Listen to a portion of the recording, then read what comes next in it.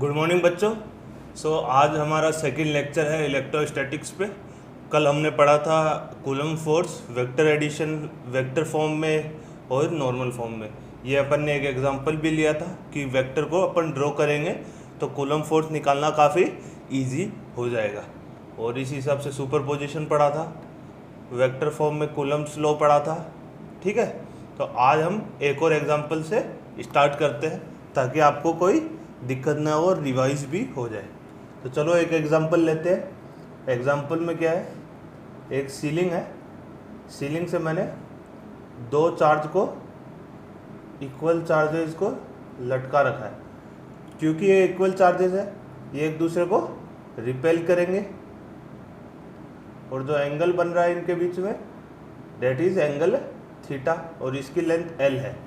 मुझे फाइंड करना है कि Q की वैल्यू कितनी होगी जो कि ये एंगल थीटा बनाएगी। फाइंड Q, ठीक है, Q की वैल्यू फाइंड करनी है तो कि एंगल थीटा बनाएगी। तो यहाँ पे क्या करेंगे, यहाँ पे अपन बनाएंगे free body diagram. Free body diagram किसी भी एक का बना लो। तो फ्री बॉडी डायग्राम बनाए तो इस पे इधर एक फोर्स लगेगा और एक नीचे, इसका मास m दे रखा है, नीचे फोर्स लगेगा mg। ठीक है, तो ये इसका फ्री बॉडी डायग्राम हो गया। ऊपर लगेगी टेंशन, कूल, ऊपर लगेगी टेंशन। तो फोर्स कितना होगा, ये L है तो ये डिस्टेंस होगी L साइन थीटा। तो force will be k Q square upon are square, यानी k Q square upon 2L sine theta का होल स्क्वायर। टोटल डिस्टेंस इन दोनों चार्जेस के बीच में कितनी है, 2L साइन थीटा। तो यहाँ से फोर्स आ गया K Q square upon 4L square sine square theta, cool. अब देखो mg ये है, t ये है।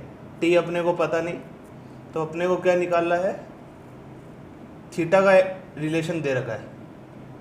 थीटा का रिलेशन दे रखा है, यानी mg upon f will be equal to tan theta, because ये थीटा एंगल से इसको जा रहा है ना रिजल्टेंट। f और mg का रिजल्टेंट क्या होगा, t होगा। यानी मैं इसको अगर शिफ्ट करूं तो इधर देखो, ये मैंने कैसे लिखा वो बता रहा हूं मैं। डायरेक्ट नीचे लग रहा है mg, इसका रिजल्टेंट आएगा इस तरफ, तो f हो गया इधर की तरफ। मैंने f को शिफ्ट किया, ये थीटा हो गया और ये इसका रिजल्टेंट होगा। Resultant will be equal to tension force. f और mg का रिजल्टेंट होगा वो टेंशन के इक्वल होगा, तभी ये इक्विलिब्रियम पे होगा। यानी f upon mg will be equal to tan theta. मैंने उल्टा लिख दिया, कोई दिक्कत नहीं है, इसको सही कर देंगे। तो यहीं से आके आया f upon mg will be equal to tan theta. ठीक है, तो इधर से क्या लिख के आया, f is equal to mg tan theta. तो उधर से इक्वेट किया मैंने, mg tan theta will be equal to k Q square upon 4L square sine square theta. तो यहाँ से मेरे को q निकालना है, तो q will be equal to 4L square sine square theta mg tan theta का अंडर रूट होल। तो ये हो गया अपना आंसर। ठीक है, फिर से एक बार देखते हैं क्या किया मैंने पहले तो फ्री बॉडी डायग्राम बनाया, फिर जो इलेक्ट्रोस्टैटिक फोर्स है K Q square upon are square वो लिखा। आर की वैल्यू 2L साइन थीटा होगी और फिर मैंने इसका रिजल्टेंट टेंशन के बराबर होगा f और mg का, तो उधर से पहले रिलेशन निकल लिया। f upon mg will be equal to tan theta और वहाँ से f की वैल्यू आ गई mg टेन थीटा और mg टेन थीटा को K Q square upon 4L square sine square theta से इक्वेट कर दिया। तो यहाँ से मेरा q की वैल्यू आ गई। तो ये हो गया, इस तरह के आपको फोर्स के क्वेश्चन आएंगे। तो इस फोर्स को आपको जनरल फोर्स की तरह लेना है, जैसे आप और फोर्स एनएलएम में लेते थे और लेते थे, तो उसी हिसाब से इस फोर्स को आपको कंसिडर करना है। इसको ज़्यादा भारी फोर्स की तरह मत लेना कि कोई अलग फोर्स है या फिर कुछ अलग है, नहीं, ये भी एक नॉर्मल फोर्स की तरह है। चलो अब ये हो गई फोर्स की बात कंप्लीट। अब अपन पढ़ते हैं नए टॉपिक की तरफ, जिसका नाम है electric field.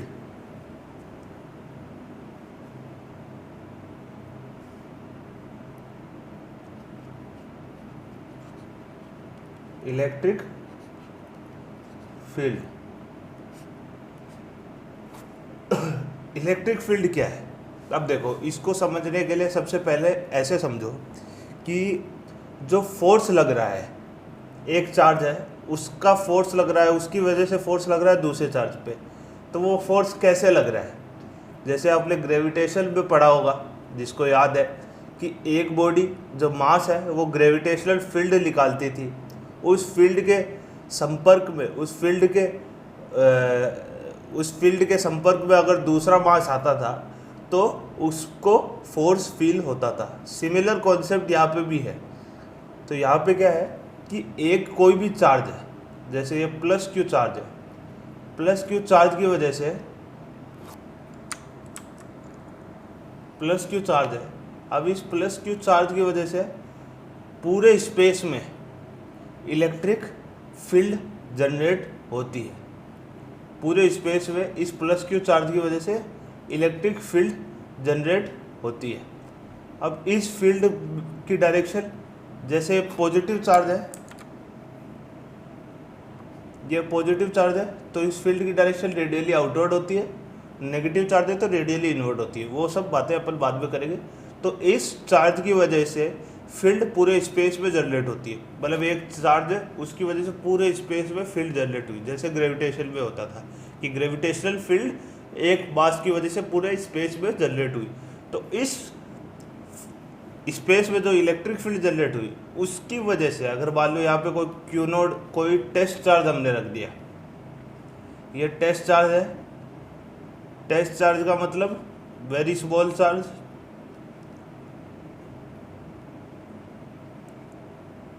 Very small charge, और इसको पॉजिटिव चार्ज अज्यूम करो अभी, है ना। तो ये पॉजिटिव चार्ज है, बहुत स्मॉल चार्ज है, unable to create in own field, मतलब इतना छोटा चार्ज है कि इसकी फील्ड खुद की नहीं होगी, ठीक है, ये बाद में लिखेंगे, ठीक है। तो क्यू नोट टेस्ट चार्ज है। अब क्यू नोट टेस्ट चार्ज पे क्या हुआ, इसको इलेक्ट्रिक फील्ड महसूस हुई, किसकी? प्लस क्यू चार्ज की। तो इस इलेक्ट्रिक फील्ड महसूस होने की वजह से इस पे लगेगा फोर्स, इस पे लगा फोर्स, क्योंकि इसको इलेक्ट्रिक फील्ड जो कि अपन कैपिटल ई वेक्टर से रिप्रेजेंट करते हैं, वो यहाँ पे महसूस हुई। किसकी इलेक्ट्रिक फील्ड महसूस हुई? इलेक्ट्रिक फील्ड महसूस हुई प्लस क्यू चार्ज की, क्यू नोड को प्लस क्यू चार्ज की इलेक्ट्रिक फील्ड महसूस हुई। इसकी वजह से टेस्ट चार्ज को इलेक्ट्रिक फील्ड महसूस हुई, उसकी वजह से उसको फोर्स लगा। तो फोर्स कैसे लगता है? फोर्स लगने के लिए आप क्या होता है कि दूसरे की इलेक्ट्रिक फील्ड के अंदर अगर आप जाओगे तो वो इलेक्ट्रिक फील्ड की वजह से आप पे फोर्स लगेगा, ठीक है। तो कूलम फोर्स जो लगता है वो कैसे लगता है? वो किसी की इलेक्ट्रिक फील्ड में अगर आप एंटर करोगे तो आपको वो फोर्स फील होता है। अब ये प्लस क्यू चार्ज था तो रेडियली आउटवर्ड था, अगर ये माइनस क्यू चार्ज होता तो इसकी इलेक्ट्रिक फील्ड रेडियली इनवर्ड होती, रेडियली इनवर्ड होती।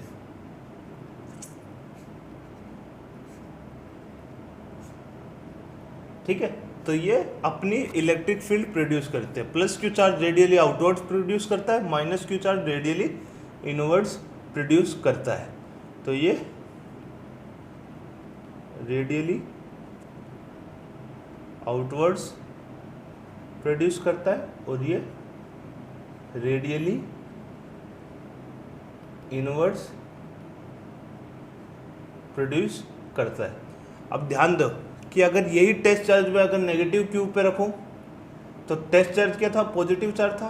तो यहाँ पे मान लो पहले रखा क्यू नोट, तो इस पे फोर्स किधर की तरफ लगेगा, अंदर की तरफ फोर्स लगेगा, अंदर की तरफ फोर्स लगा किसकी वजह से, इलेक्ट्रिक फील्ड की वजह से। तो इलेक्ट्रिक फील्ड माइनस क्यू की अंदर की तरफ थी, तो इस पर फोर्स किधर की तरफ लगा, अंदर की तरफ लगा, तो ये फोर्स अंदर की तरफ लगेगा, वो नेगेटिव पॉजिटिव को खींचेगा, इसलिए फोर्स अंदर की तरफ लगा। और प्लस क्यू के केस में वो फोर्स रेडियली आउटवर्ड लगा। तो अब यहाँ से मैं इलेक्ट्रिक फील्ड की आपको डेफिनेशन लिखाता हूँ। इतना समझ में आया इलेक्ट्रिक फील्ड क्या है। इलेक्ट्रिक फील्ड ऐसी चीज़ है कि फोर्स कैसे लगता है, फोर्स लगता है कि कोई भी चार्ज हो वो क्या अपनी इलेक्ट्रिक फील्ड प्रोड्यूस करता है, कोई भी चार्ज हो वो अपनी इलेक्ट्रिक फील्ड प्रोड्यूस करता है। जैसे कि कोई भी मास हो वो अपनी ग्रेविटेशनल फील्ड प्रोड्यूस करता है। उस फील्ड में अगर कोई दूसरा चार्ज आ जाए तो वो फोर्स एक्सपीरियंस करेगा। जैसे उस ग्रेविटेशनल फील्ड में कोई दूसरा मास आ जाए तो वो फोर्स फील करेगा, सेम कॉन्सेप्ट है। तो मैं इसकी डेफिनेशन लिखता हूँ। Electric field, the space around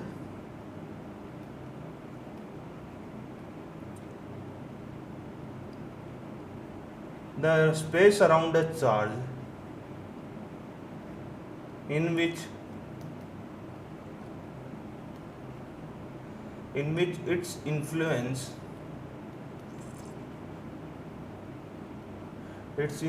can be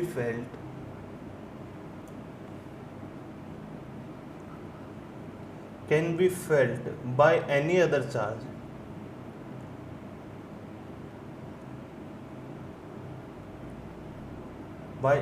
other charge particle, जिसकी इन्फ्लुएंस दूसरे चार्ज पार्टिकल को फील हो, वो क्या है, इलेक्ट्रिक फील्ड है। ठीक है, तो इलेक्ट्रिक फील्ड तो ये हो गई। अब इलेक्ट्रिक फील्ड को डिफाइन कैसे किया, इलेक्ट्रिक फील्ड को डिफाइन ऐसे किया, इलेक्ट्रिक फील्ड को डिफाइन किया जो फोर्स लग रहा है, इलेक्ट्रिक फील्ड को डिफाइन किया जो फोर्स लग रहा है अपॉन क्यू नोड। अब क्यू नोड क्या होना चाहिए, वेरी स्मॉल चार्ज, यानी अपन यहाँ पे क्या लिखेंगे, अपन लिखेंगे limit Q node tends to 0। तो ये हो गया, इसका डब्बे में डाल लो, काफ़ी इंपॉर्टेंट है।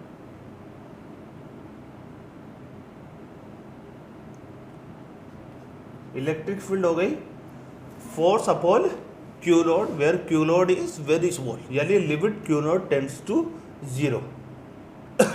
ठीक है, ये हो गई इसकी डेफिनेशन। अब अपन बात करते हैं इसकी यूनिट वगैरह की। कूल, तो अब यहाँ से इसको नीचे ले लेता हूँ मैं। अब डायमेंशन की बात करते हैं। डायमेंशन ऑफ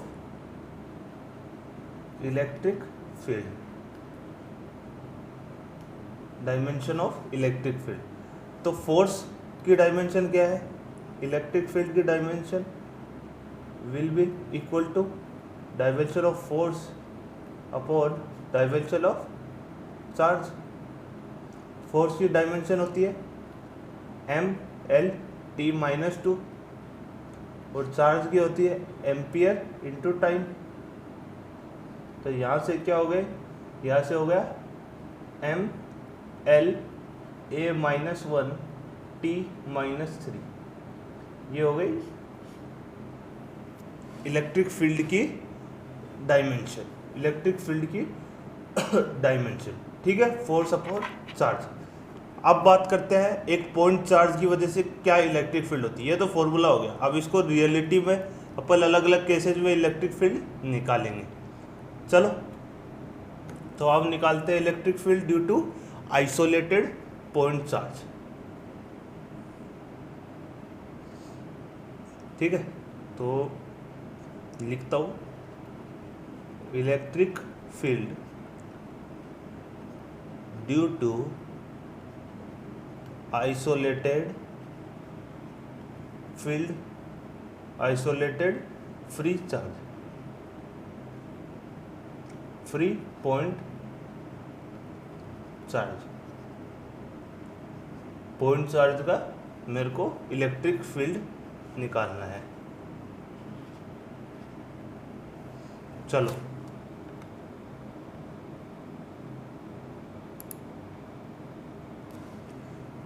अब मैंने क्या लिया, एक एक्स एक्सिस वाई एक्सिस ले लेता हूँ।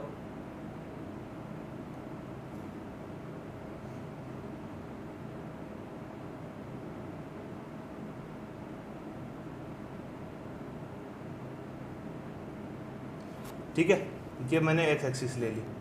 इसके जो ओरिजिन है उधर मैं पॉजिटिव क्यू चार्ज प्लेस कर देता हूँ और कहीं पे क्यू नोड चार्ज प्लेस करता हूँ। ठीक है, मेरे को इलेक्ट्रिक फील्ड निकालिए यहाँ पे क्यू नोड पे, तो मैं क्या करूँगा, यहाँ पे निकालूंगा फोर्स। ये मान लो आर वेक्टर है, यहाँ पे होगा मान लो फोर्स वेक्टर, और इसी डायरेक्शन में होगी इसकी इलेक्ट्रिक फील्ड। पॉजिटिव चार्ज है तो रेडियली आउटवर्ड होगी इलेक्ट्रिक फील्ड, तो इसकी इलेक्ट्रिक फील्ड रेडियली आउटवर्ड होगी। फोर्स अपॉन क्यू लोड है, क्यू लोड स्केलर है, तो फोर्स की डायरेक्शन में ही इलेक्ट्रिक फील्ड की डायरेक्शन होगी टेस्ट चार्ज के केस में। ठीक है, तो अब मैं क्या करूँगा, अब मैं निकालूंगा, मेरे को पता है कि electric field is basically limit Q nought tends to 0 force upon Q nought. बिल्कुल सही, ये बात आपको पता है। अब आप फोर्स निकालोगे, फोर्स डायरेक्टली क्या होगा, फोर्स होगा 1/4 पाई लोड q naught upon r cube r vector, ये अपना फोर्स हो गया आर क्यूब आर वेक्टर, या फिर आप इसको ऐसे भी लिख सकते हो K Q naught R square upon into R cap, ये अपना फोर्स हो गया। तो अब मैं इलेक्ट्रिक फील्ड निकालूं, तो इलेक्ट्रिक फील्ड क्या हुई, इलेक्ट्रिक फील्ड हुई limit Q node tends to 0 K Q naught upon are square R cap divided by Q naught. तो यहाँ से क्यू नोड कैंसिल हो गया, तो ये क्या आया, ये आया K Q upon are square R cap limit Q node tends to 0। Q naught है नहीं तो लिमिट क्या हो जाएगी, डायरेक्ट आ जाएगा, कांस्टेंट है ये, तो K Q upon are square into R cap. ये हो गई अपनी इलेक्ट्रिक फील्ड, इसको भी डब्बे में डाल दो।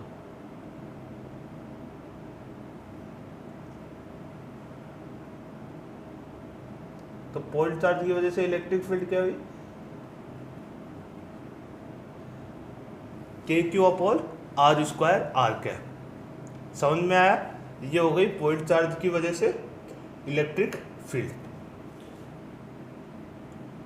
पहले अपन ने फोर्स निकाला, फोर्स को इलेक्ट्रिक फील्ड वाले फॉर्मूले में डाला जो कि ये है। ठीक है, इसके अंदर डालने के बाद अपन ने इसकी इलेक्ट्रिक फील्ड निकाल ली। इसकी डायरेक्शन किधर है, आर कैप, जो कि फोर्स की डायरेक्शन थी।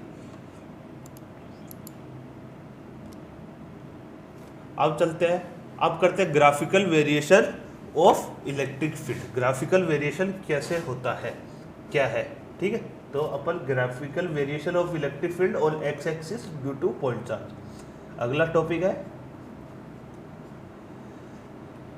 Graphical variation of electric field on x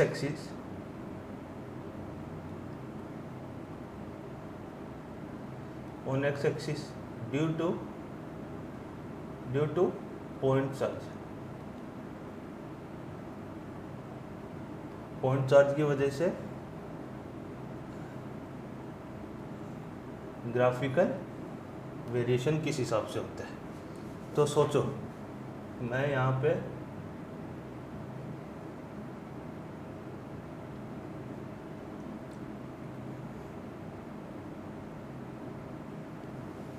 एक पॉजिटिव क्यू चार्ज रख दिया, अब मैं जैसे जैसे एक्स एक्सिस पे जाऊंगा, ये वाई एक्सिस तो है इलेक्ट्रिक फील्ड वेक्टर, और ये है एक्स एक्सिस पॉजिटिव एक्स, ये है नेगेटिव एक्स। ठीक है, अब मैं क्या कर रहा हूँ, मैं जैसे ही पॉजिटिव एक्स की तरफ जाऊँगा तो इलेक्ट्रिक फील्ड का फॉर्मूला क्या है पहले वो लिख देते हैं। इलेक्ट्रिक फील्ड का फॉर्मूला अभी डिराइव किया था पहले, ये क्या है, K Q upon are square R cap. ठीक है, ये अपना इलेक्ट्रिक फील्ड का फॉर्मूला हो गया।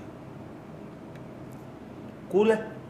अब इसको यूज किया तो आर बिल्कुल जीरो हो ऊपर पॉजिटिव हो तो इलेक्ट्रिक फील्ड की वैल्यू कितनी होगी, at zero positive, zero positive में इलेक्ट्रिक फील्ड की वैल्यू होगी प्लस इन्फिनिटी। देखो जीरो पॉजिटिव किया तो आर कैप की डायरेक्शन क्या होगी, पॉजिटिव होगी, तो ये पॉजिटिव इन्फिनिटी मतलब यहीं कहीं पे। और at some positive value, positive की होगी तो ई भी क्या होगा, पॉजिटिव होगा। बिल्कुल सही, किसी पॉजिटिव पे ई की वैल्यू क्या होगी, पॉजिटिव होगी। एट पॉजिटिव इनफाइनाइट ई की वैल्यू कितनी हो जाएगी, ई की वैल्यू हो जाएगी जीरो, ई की वैल्यू हो जाएगी लगभग जीरो। तो ये ग्राफ बनेगा ऐसा।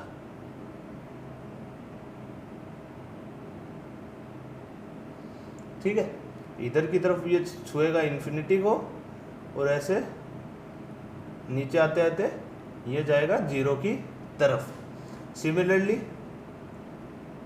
Eight zero negative electric field की वैल्यू कितनी होगी, इलेक्ट्रिक फील्ड की होगी माइनस इन्फिनिटी, क्योंकि डायरेक्शन कितनी होगी, नेगेटिव की तरफ, यानी यहाँ पे माइनस इन्फिनिटी।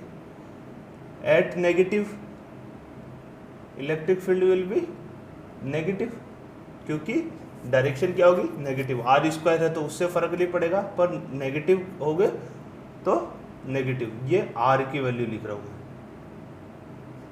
ठीक है, तो at negative infinity E will be zero.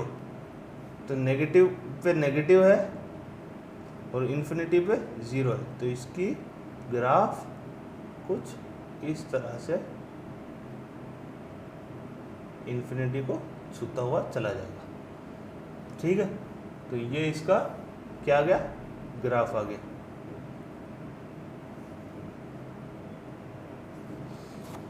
तो ये पॉजिटिव का ग्राफ इस तरह से आएगा, प्लस में वो इन्फिनिटी जाएगा, नेगेटिव में इतना जाएगा, ज़ीरो पे डिफाइन नहीं है क्योंकि आर की वैल्यू आपने ज़ीरो करी तो डिफाइन नहीं है, ये आर की वैल्यूज़ है। यहाँ पे एक्स एक्सिस पे आर की वैल्यू है और वाई एक्सिस पे इलेक्ट्रिक फील्ड की वैल्यू है। तो मैं इसको ग्राफ को जस्ट क्या किया, मैंने इसको ड्रॉ किया है। चलो, अब ये तो पॉजिटिव चार्ज का हो गया, अब नेगेटिव चार्ज का ड्रॉ करते हैं। तो नेगेटिव चार्ज का ड्रॉ करो, खुद से करो। ठीक है,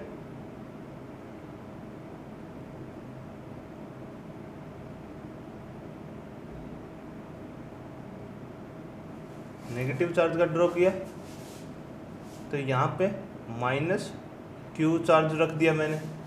माइनस क्यू चार्ज की वजह से similarly at are equal to zero positive, यहाँ पे इलेक्ट्रिक फील्ड आएगी और यहाँ पे प्लस एक्स, ये माइनस एक्स। ठीक है, आर पॉजिटिव पे ई का फॉर्मूला क्या था, ई का फॉर्मूला था K Q upon are square R cap. तो ई क्या होगी, क्यू नेगेटिव है तो जीरो पॉजिटिव पे ये जाएगा माइनस इन्फिनिट को, माइनस इन्फिनिट को। At are equal to positive this will go, electric field will go towards, electric field will go towards negative because Q negative है। और आर इनफाइनाइट हो गया, पॉजिटिव इनफाइनाइट, तो electric field will be zero, यानी ये इस तरह से कुछ आएगा। ठीक है, पॉजिटिव जीरो पॉजिटिव पे माइनस इन्फिनिटी और पॉजिटिव पे नेगेटिव और बिल्कुल इनफाइनाइट पे ज़ीरो की तरफ टेंड करेगा। Similarly at are equal to zero negative electric field will be infinity, क्योंकि नेगेटिव आ गया है। R will be negative, electric field will be positive, और r will be minus infinite, electric field will be 0। तो similarly ये आएगा ऐसा। तो इसका ग्राफ हो गया इस तरह का, ठीक है। तो ये देखो ग्राफिकल वेरिएशन, इसका इस तरह का ग्राफ आएगा और इसका इस तरह का ग्राफ आएगा। अलग अलग से खुद से भी ट्राई कर सकते हो। अब हम पढ़ेंगे कि अलग अलग चार्जेस की वजह से एक पॉइंट पे क्या इलेक्ट्रिक फील्ड होती है, ठीक है। अलग अलग चार्जेस की वजह से एक पॉइंट पे इलेक्ट्रिक फील्ड की वैल्यू क्या होती है। तो टॉपिक लिखो, electric field intensity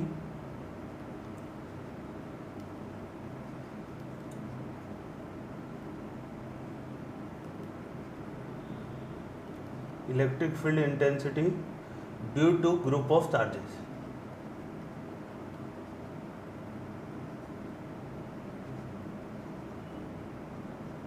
due to group of charges, ठीक है।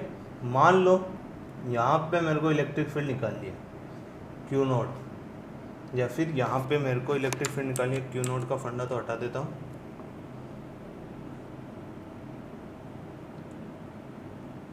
मान लो यहाँ पे मेरा चार्ज है Q1, यहाँ पे है Q2, यहाँ पे है Q3, यहाँ पे है Q4, यहाँ पे है Q5। इतने चार्जेस की वजह से यहाँ पे मेरे को O पे इलेक्ट्रिक फील्ड निकालनी है। तो मैं क्या करूँगा, सिंपल है, इलेक्ट्रिक फील्ड क्या है, एक वेक्टर है। तो मैं हर एक का निकालूंगा और उससे क्या करूँगा, वेक्टर एडिशन कर दूँगा। यानी मैं इसकी वजह से जो आएगा, इसकी वजह से जो आएगा, इसकी वजह से जो आएगा, इसकी वजह से जो आएगा और इसकी वजह से जो आएगा, सबका वेक्टर एडिशन कर दूंगा। तो electric field net will be E1 plus E2 plus E3 plus E4 plus E5, ठीक है। यानी अब E1 क्या है, E1 will be K Q1 upon R1 का होल स्क्वायर। इसको मैं R1 वेक्टर मान लूँ, इसको R2 वेक्टर मान लूँ, इसको R3 वेक्टर मान लूँ, इसको R4 वेक्टर मान लूँ, इसको R5 वेक्टर मान लूँ। तो R1 vector upon R1 cap. Similarly E2 will be K Q2 upon R2 whole square, R2 cap, ठीक है। सिमिलरली E3 लिख दो K Q3 अपॉन R3 का होल स्क्वायर, R3 कैप। और E4 लिखो K Q4 अपॉन R4 का whole square, R4 cap. और similarly E5 लिख दो। ये सब गदागिरी वाले काम मेरे से करवा रहे हो, पर चलो कोई नहीं। K Q5 अपॉन R5 का होल स्क्वायर, R5 कैप। तो इस तरह से मैं क्या लिखूँगा, इसको वेक्टर लिख दो सारों को, वरना फिजिक्स वाले मारेंगे, है ना। चलो, तो ये हो गई इलेक्ट्रिक फील्ड। कुछ नहीं है ज़्यादा, दो की वजह से सिर्फ उसको क्या करना है, वेक्टर एडिशन करना है। अब चलो एक एग्जांपल लेते हैं।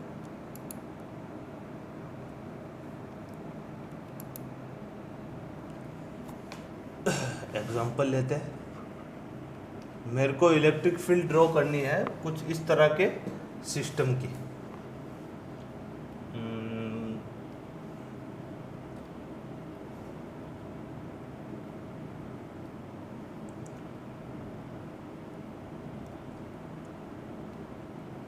ये होगा थोड़ा सा डिफिकल्ट, चलो पर मैं खुद ट्राई करूँगा।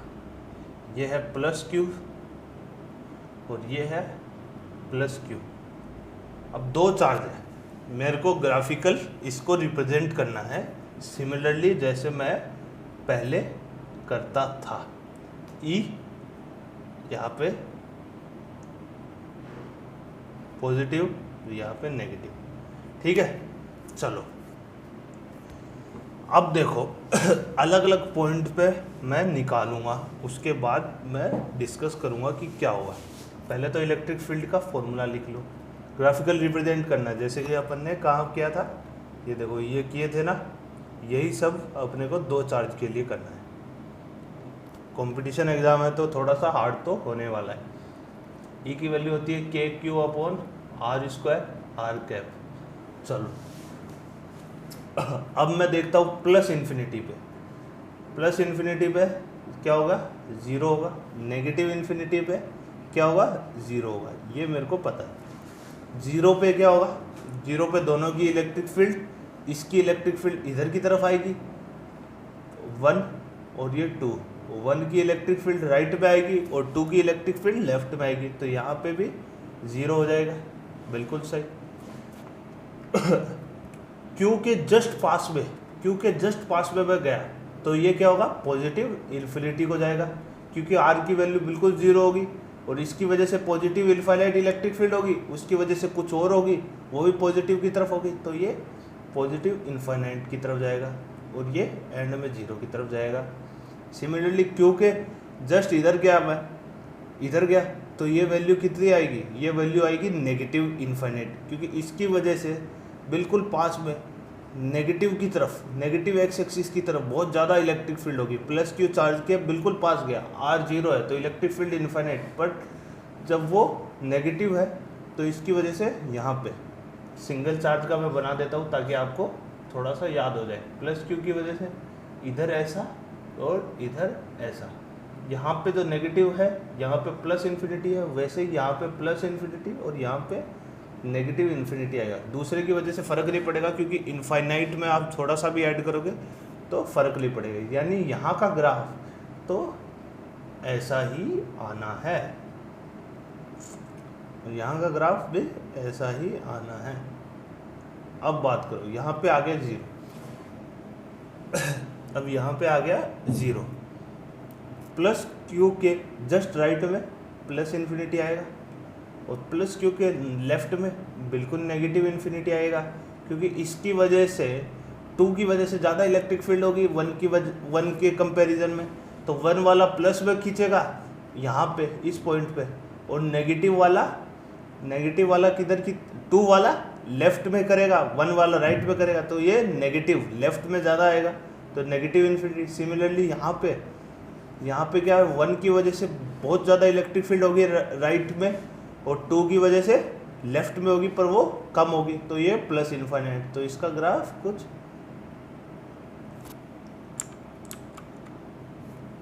इस तरह से आएगा।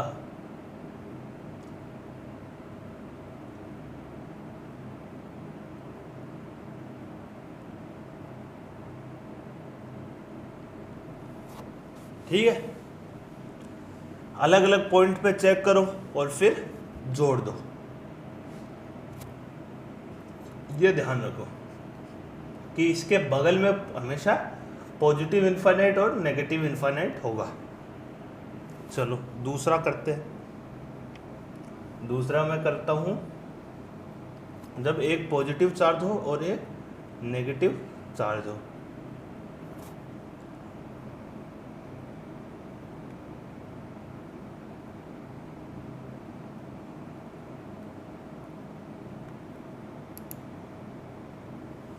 ये खुद से ट्राई करना है ना। तो यहाँ पे अब मैंने एक जगह क्या रखा, नेगेटिव चार्ज रखा और दूसरी जगह पॉजिटिव चार्ज रखा।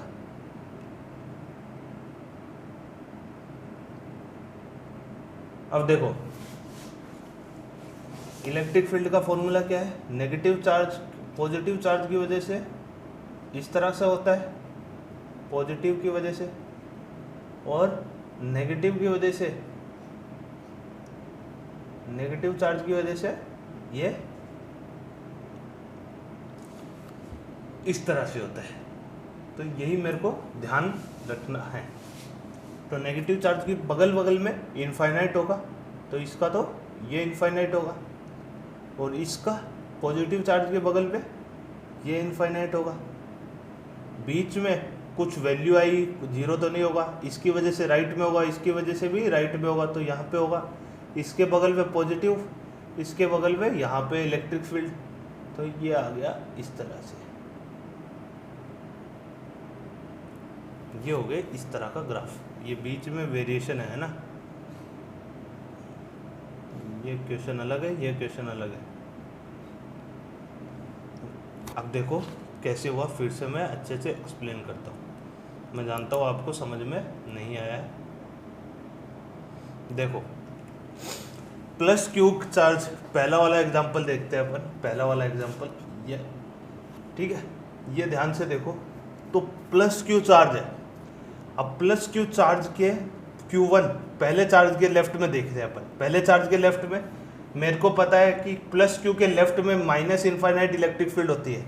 दूसरे से फर्क नहीं पड़ेगा क्योंकि इनफाइनाइट है, इनफाइनाइट में आप ऐड करोगे या घटाओगे कुछ फर्क नहीं पड़ेगा, तो इसकी वजह से यहाँ पे इनफाइनाइट बन गया, ठीक है, प्लस क्यू के पहले वाले चार्ज की वजह से ये, और जाते जाते ये जीरो को टच करेगा, तो पहले वाले पोर्शन में ये इस तरह से ग्राफ बनेगा, पहले वाले पोर्शन में इस तरह से ग्राफ जाएगा, ठीक है।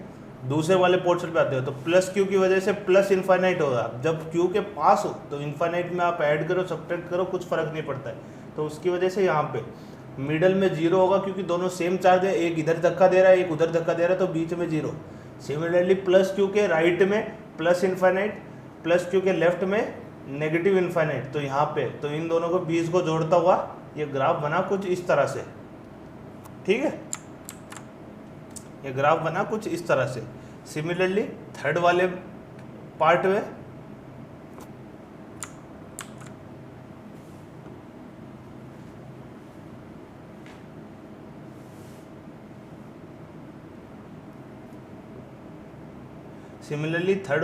में यहाँ पे थर्ड वाले पार्ट में यहाँ पे ये प्लस इनफाइनाइट है क्योंकि क्यू के बिल्कुल पास में राइट में प्लस इनफाइनाइट होता है और वो जाते जाते जीरो की तरफ टेंड करेगा। ये इस तरह का ग्राफ हो गया। दूसरा देखो, दूसरा देखा नेगेटिव चार्ज के राइट में क्या होगा, नेगेटिव इनफाइनाइट, तो यहाँ पे क्या किया मैंने, नेगेटिव इनफाइनाइट, और ये जाते जाते जीरो हो जाएगा। पॉजिटिव चार्ज के लेफ्ट में क्या होगा, नेगेटिव इनफाइनाइट, नेगेटिव इनफाइनाइट, और ये जाते जाते जीरो हो जाएगा क्योंकि इनफाइनाइट जहाँ पे इलेक्ट्रिक फील्ड है पॉजिटिव हो चाहे नेगेटिव, उससे अगल बगल में जो दूसरे चार्ज की वजह से फील्ड है वो इग्नोर कर सकते हैं अपन, क्योंकि वो ऐड होगी या सब्ट्रैक्ट होगी उससे फर्क नहीं पड़ेगा। सिमिलरली यहाँ पे देखो, यहाँ पे एक पॉजिटिव की वजह से यहाँ पे क्या होता था, यहाँ पे होता था इनफाइनाइट, तो यहाँ पे इनफाइनाइट, और उसकी वजह से नेगेटिव की वजह से यहाँ पे पॉजिटिव इनफाइनाइट, तो यहाँ पे पॉजिटिव इनफाइनाइट, बीच में इसकी वजह से पॉजिटिव चार्ज की वजह से राइट में आएगा, नेगेटिव की वजह से राइट में आएगा, यानी पॉजिटिव कुछ वैल्यू आएगी, तो ये पॉजिटिव कुछ वैल्यू, तो इसको पहले ज्वाइन कर दिया, इस तरह से पहले इसको ज्वाइन कर दिया, ठीक है।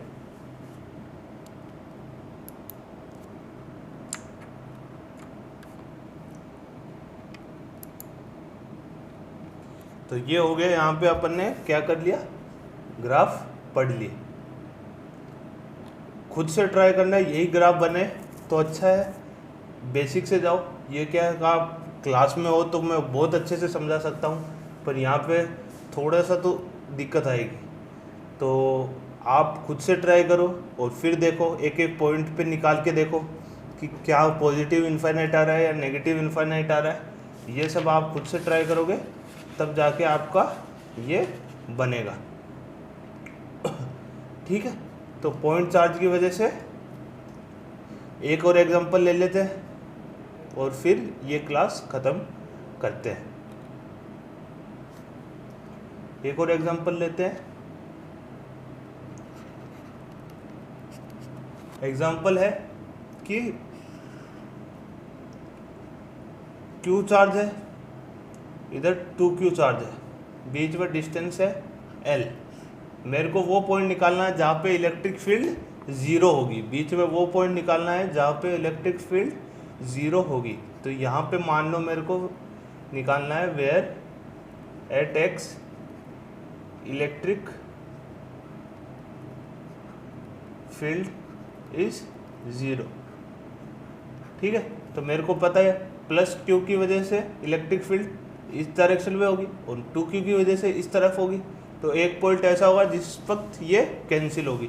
तो मान लो ये डिस्टेंस x a है, तो ये डिस्टेंस कितना हो गया, ये हो गया l माइनस ए, ये डिस्टेंस हो गया l माइनस ए। ठीक है, तो अब मैं इलेक्ट्रिक फील्ड लिखूंगा, तो electric field due to Q, electric field due to Q क्या होगा, ये हो गया K Q upon A square. Electric field due to 2q will be K 2q upon l minus ए का होल स्क्वायर। जब ये दोनों की वैल्यू बराबर हो जाएगी तब वहाँ पे 0 हो जाएगा। तो मैं इन दोनों को बराबर कर दिया, K Q upon A square will be equal to K 2q upon l minus ए का होल स्क्वायर। तो यहाँ से q कट गया, k कट गया,